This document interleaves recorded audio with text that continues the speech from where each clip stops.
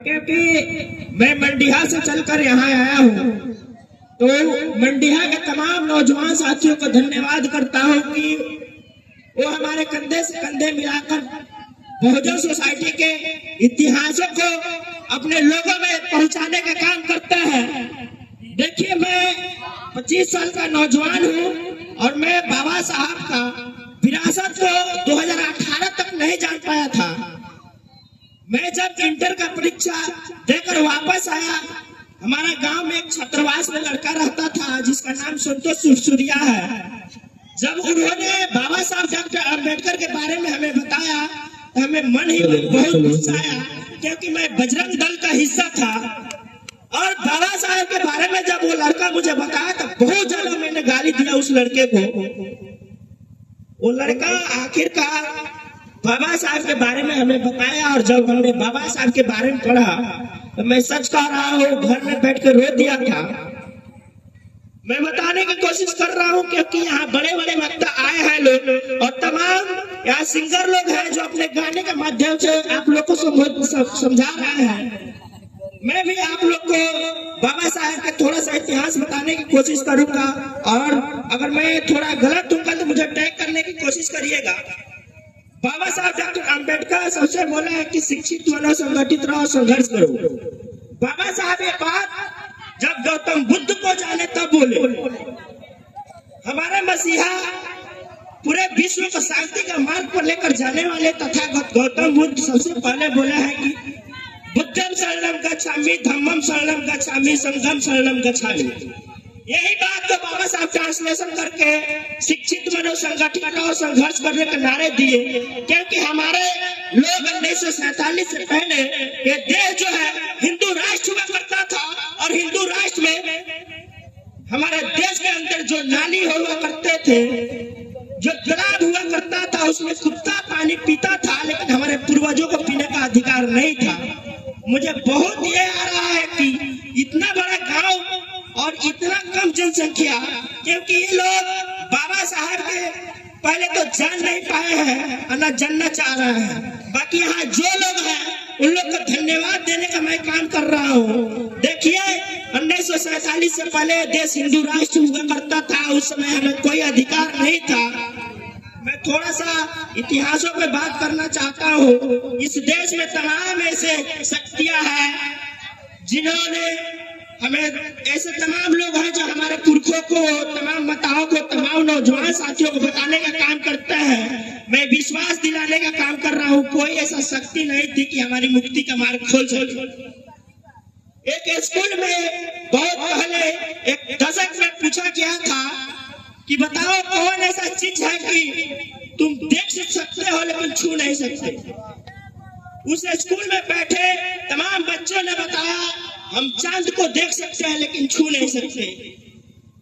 तमाम लोग, तमाम बच्चे सब बोले कि हम आसमान को देख सकते हैं लेकिन छू नहीं सकते। उसी स्कूल में बाहर बैठा एक लड़का बोला कि हम इस स्कूल में रखे हुए मटके का पानी देख सकते हैं लेकिन छू नहीं सकते।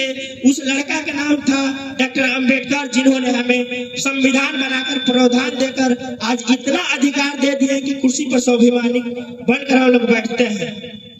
आप लोग से मैं बताना चाहता हूँ कि बाबा साहब डॉक्टर अम्बेडकर जिस राज्य से बिलोंग करते हैं, वहाँ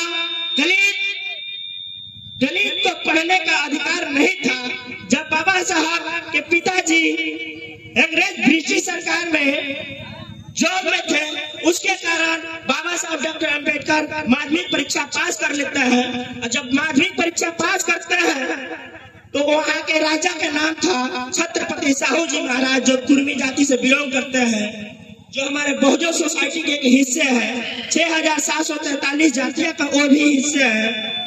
जब उनके पास खबर पुगाई जाती है कि एक छूत हमारे राज्य में माध्यमिक परीक्षा पास कर गया है, तो राजा साहब जब ये सुनते हैं बात तो आग बबूला हो जाता है और कहते हैं कि जल्द से जल्द उस बच्चे को यहाँ बुलाने की कोशिश किया जाए। जब सिपाही के दरवाजे पर आते हैं तो डॉक्टर अम्बेडकर बुना बेनियान दौड़े चले जाते हैं। तो जब राजा साहब आते हैं वहां पर खड़े हो जाते हैं थरथराते हुए। और छत्रपति साहू जी महाराज कहते हैं कि ठीक है, तुम 10वीं परीक्षा पास कर लिया हो, बहुत बड़ी बात नहीं है। हमें गुस्सा भी आ रहा है और खुशी भी हो रही है कि देश में आज तक दलित कोई 10वीं का परीक्षा पास नहीं किया है। चलो तुम पास कर लिए हो, आज से तुम्हारा पढ़ाई लिखाई बंद हम करते हैं। आज से तुम्हें हमारे राज दरबार में काम करने का ऑफर मिलेगा। बाबा साहब डॉक्टर अम्बेडकर कहते हैं कि जी हजूर, मैं आप जैसे कहिएगा वैसे करेंगे। बाबा साहब अम्बेडकर अगले दिन छत्रपति साहू जी महाराज के दरबार में जाते हैं और जब जाते हैं वहां पे तो छत्रपति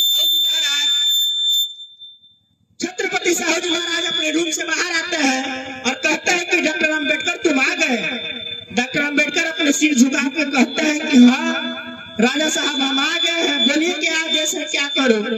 छत्रपति साहू जी महाराज अपने राज दरबार के चाय बनाने वाले नौकर को कहता है कि बाबू तुम चाय बनाकर रखो, तब तक मैं बाथरूम से वापस आ रहा हूं।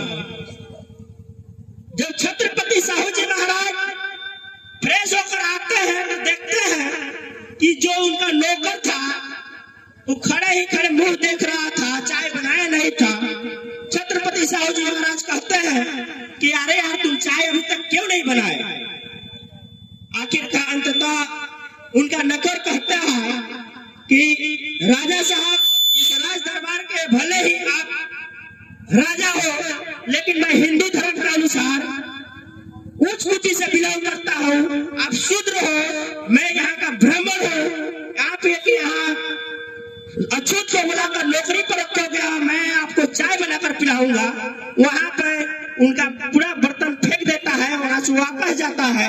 छत्रपति साहू जी महाराज को जब पता चलता है कि मैं यहाँ राजा होकर भी अपने नौकर से ये सुन रहा हूँ तो मन ही मन रोने लगता है छत्रपति साहू जी महाराज और कहता है कि डॉक्टर अम्बेडकर तुम्हें इतना ज्यादा पढ़ना है कि अगर तुम्हें इस देश का तकदीर और तस्वीर बदलने का मौका मिले तो इस देश का तकदीर और तस्वीर बदल देना। छत्रपति साहू जी महाराज जितना ही पैसा लगता है डॉक्टर अम्बेडकर को पढ़ाते हैं। अब थोड़ा अलग मैं जानने का कोशिश करता हूँ। देखिए एक समय ऐसा आता है कि बाबा साहब डॉक्टर अम्बेडकर हमारे लिए मामूली वोट का अधिकार दिलाने के लिए लंदन जाने का प्लानिंग कर रहे हैं। उस रात अपने बैग पैक कर रहे होते हैं। बाबा साहब डॉक्टर अम्बेडकर का चौथा संतान का नाम था राजरत्न अम्बेडकर। उनका अंततः उसी दिन मृत्यु हो जाता है और उनकी पत्नी भवक भवक कर रोने के काम करती है। हमारे वोट दिलाने के लिए बाबा साहब डॉक्टर अम्बेडकर बैग पैक कर रहे होते हैं, तब तक उनका नौकर जो है दौड़ा हुआ जाता है और कहता है डॉक्टर अम्बेडकर आपका चौथा संतान भी खत्म हो गया। बाबा साहब डॉक्टर अम्बेडकर थोड़ा कोशिश करिएगा हमारे बातों को सुनने का। बाबा साहब डॉक्टर अम्बेडकर दौड़ कर जब अपने पत्नी के पास जाते हैं तो देखते हैं कि उनके गोद में उनका चौथा संतान भी मर गया, पैसे के बिना, दवा सुई के बिना। डॉक्टर अम्बेडकर रोने लगते हैं। उनकी पत्नी उनको कोसती है कि अरे अम्बेडकर तुम कितना निर्दयी व्यक्ति हो यार, तुम किस समाज के लिए लड़ रहे हो, तुम्हारा खानदान ही खत्म हो जाएगा, किसके लिए लड़ रहे हो। बाबा साहब अम्बेडकर वहां से जाने का काम करते हैं। उनका पत्नी कहती है कि अरे यार तुम जा रहे हो, कम से कम कफन के पैसा तो दे दो। जब बाबा साहब डॉक्टर अम्बेडकर अपने पॉकेट में हाथ डालते हैं, 1 रुपया नहीं था उनके पास। वहां से रोते हुए आगे बढ़ते हैं। उनके भाई कहता है यार, गाली भी देता है उनको कि तुम किस समाज के लिए लड़ रहे हो, जब तुम्हारा समाज ही खत्म हो जाएगा तुम्हें कौन याद करेगा। बाबा साहब का अंततः यही संदेश था कि आज मैं अपने लिए रुक जाऊंगा तो ऐसे तमाम बच्चों का मृत्यु हो जाएगा।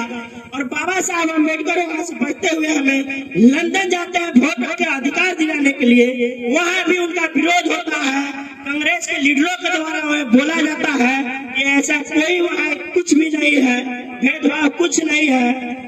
अंततः बाबा साहब डॉक्टर अम्बेडकर वहां कहते हैं कि ऐसा कुछ नहीं है। अंग्रेज से कहते हैं कि मैं 1 गिलास पानी भर कर दे रहा हूँ, अगर ये पी लेंगे तो हम यहाँ से वापस चला जाऊंगा, कोई मुझे वोट का अधिकार नहीं चाहिए। बाबा साहब डॉक्टर अम्बेडकर जब वोट देते हैं 1 गिलास पानी, वो लोग नहीं पीते हैं। अंग्रेज को भी पता चलता है कि बहुत बड़ा जातिवाद है भारत में, वो लोग वहां से हम लोग का अधिकार देता है, बाबा साहब आकर हम लोग का वोट का अधिकार देते हैं। बताइए दौर कैसा था कि वोट के लिए हमें कितना संघर्ष करना पड़ा।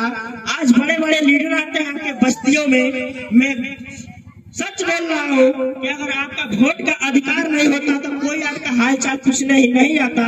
वहां से बाबा साहब डॉक्टर अम्बेडकर एक पत्र लिखे हैं।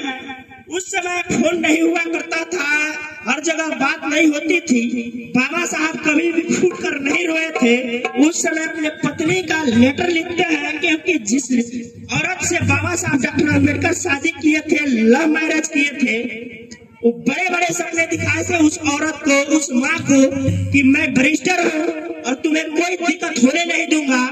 बाबा साहब डॉक्टर अम्बेडकर वहां पे लिखते हैं कि कैसा है मेरा बापू। उनका 5वां संतान का नाम था यशवंत। वो पूछते हैं कि अरे यार तुम कैसी औरत हो, तुम्हें मैं बड़े बड़े ख्वाब दिखाया था कि तुम्हें एसी के रूम में सुताऊंगा, पंखे वंखे लगाएंगे।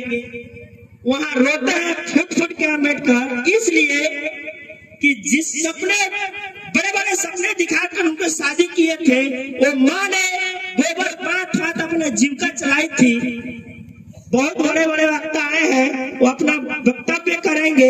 मैं इसी बात से अपने वाणी को समाप्त करता हूँ। जय भीम, जय भारत, जय संविधान। इसके साथ साथ मैं कहना चाहता हूँ आज के नौजवानों को जो हमारे ऊपर शोषण हुए हैं, आज के नौजवान पढ़ लिख रहा है, मैं कहना चाहता हूँ कि लौटाएंगे सारा सूद के समेत हम पे जुल्म के जितना उधार है।